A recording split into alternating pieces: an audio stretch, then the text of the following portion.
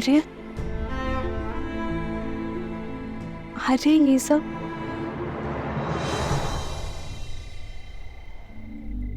कर्तव्य पथ सीता, भरत और शत्रुघ्न मांडवी और श्रुत कीर्ति के साथ कैकेयी लौट रहे हैं।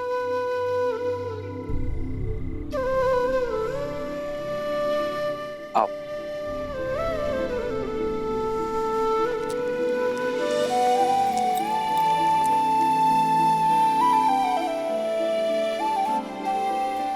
प्रणिपात भैया। प्रणिपात माता।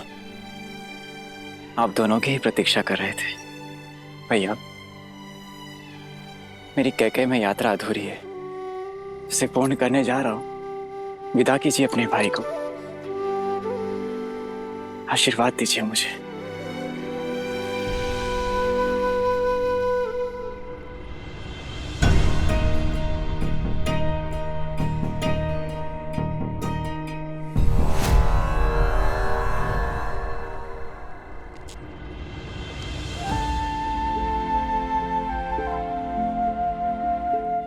ये देखकर प्रसन्न हूं मैं भरत कि मेरा भाई उत्तरदायी हो गया है। केवल भरत भैया ही नहीं भैया, कोई और भी अपना उत्तरदायित्व समझ रहा है अब। तभी तो मेरे शत्रुघ्न के सामर्थ्य और समर्पण पर पूरी पुस्तक लिखी जाएगी। शासक हो तो सूर्य जैसा, जो अपना मार्ग स्वयं प्रदर्शित करता है। सूर्य के मार्ग पर चलना भरत। भैया, मेरा मार्ग तो सदैव आपके पद चिन्हों से होकर ही निकलेगा।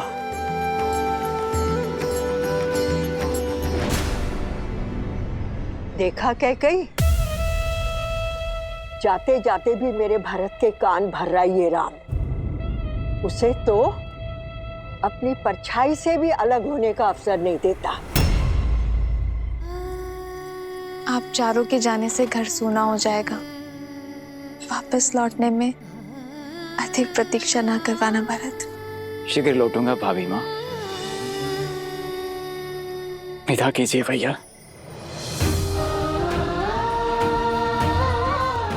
आशीर्वाद दीजिए। उठो भरत, अपना धर्म निभाना भरत। संबंध अपने आप निभ जाएंगे। विदा कर रहा हूं अपने छोटे भाई को। प्रतीक्षा करूंगा एक कुशल प्रशासक की।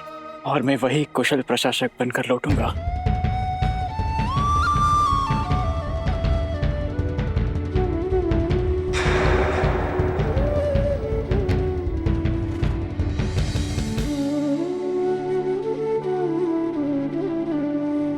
प्रस्थान करो भरत।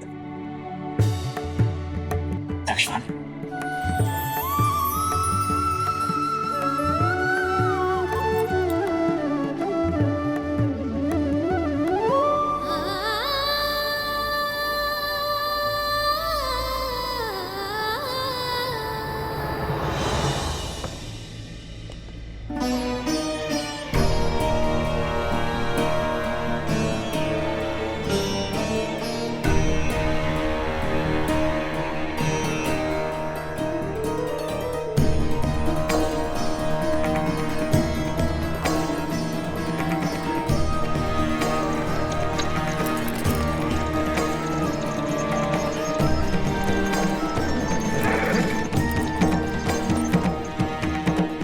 भूल मत जाना कैकेयी कि वो कौन है जिसके कारण तुम्हें हर बार पुत्र वियोग सहना पड़ता है।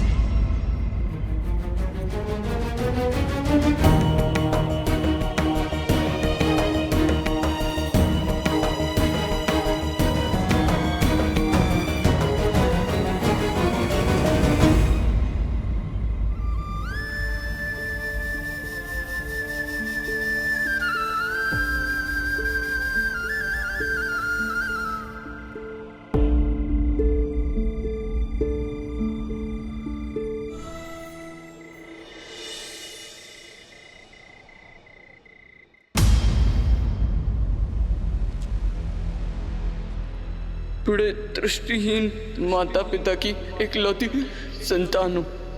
आप उन्हें जल पिलाने की तुमने 2 अंधों के जीवन का सहारा छीना है। तुम भी अपनी आंखों के तारे से दूर हो जाओगे। अपने धर्म रक्षक पुत्र के वियोग में तरस तरस कर मरोगे तुम। ये बूढ़े दुखी पिता का श्राप है, श्राप है।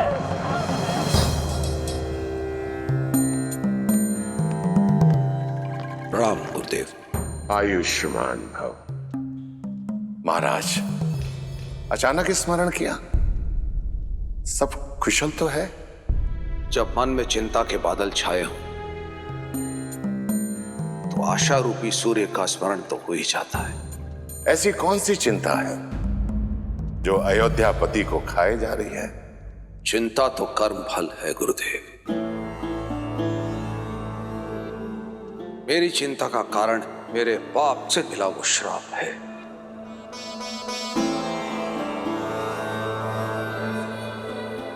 वो पाप जो वर्षों पूर्व मुझसे हुआ था।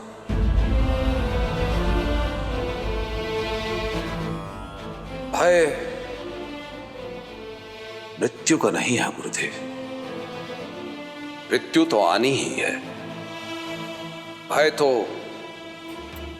मृत्यु के मार्ग का है। इस आयु में आकर पुत्र अपने पिता का सहारा बनते हैं, किंतु मेरे भरत और शत्रुघ्न फिर से मुझसे दूर हो गए। हम निरंतर यह भय सता रहा है कि कहीं मेरे राम और लक्ष्मण तो मुझसे दूर नहीं हो जाएंगे ना गुरुदेव। मेरा मार्गदर्शन करें। ये पल हर राजा के जीवन में आता है महाराज। अयोध्या की पताका लेकर आप बहुत लंबी यात्रा कर चुके हैं। ऐसे में थकान उचित है, और थकने के बाद यह पताका आपको युवा पीढ़ी को सौंप देनी चाहिए। महाराज, आप बहुत भाग्यशाली हैं कि ईश्वर ने आपको राम जैसा पुत्र दिया है, जो योग्य भी है और उत्तरदायी भी है, और प्रजा के बीच में जनप्रिय भी हैं। अपने धर्म और अपने शौर्य का परिचय पूरे संसार को दे चुके हैं। विवाहित भी है। मेरा आपसे अनुरोध है कि आप रघुनंदन को अयोध्या का सिंहासन सौंप दें और प्रजा के प्रिय राम को युवराज घोषित करें। अयोध्या की प्रजा ये देखने के लिए आतुर है।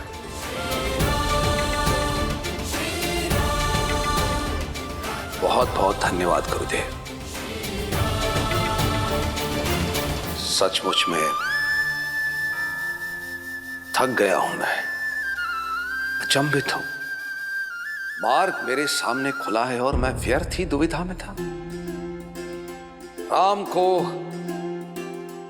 ये साम्राज्य सौंपकर अयोध्या को एक श्रेष्ठ राजा मिल जाएगा और मुझे मेरे भय से मुक्ति, क्योंकि एक राजा तो अपने राज्य को छोड़कर कहीं जा ही नहीं सकता। बहुत बहुत धन्यवाद गुरुदेव, बहुत बहुत धन्यवाद।